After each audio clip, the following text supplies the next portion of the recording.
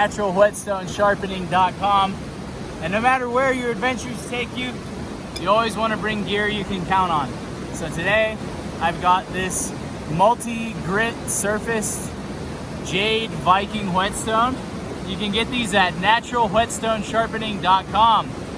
So by roughing up a couple of the edges, it can sharpen rough as well as fine. So if I'm out in the field and I want to do a little touch up on my Bravo by Bark River knives, what I do is I'll just take my sharpening stone, and if it needs a little more steel removed, I'll use the rough side. And if I want to use more of a finer texture, I'll use more of a smoother prep. So this side is the finest, and it's about like using a strop. It's polished to 30,000 grit. This side is not as polished. I roughed it up with a diamond plate.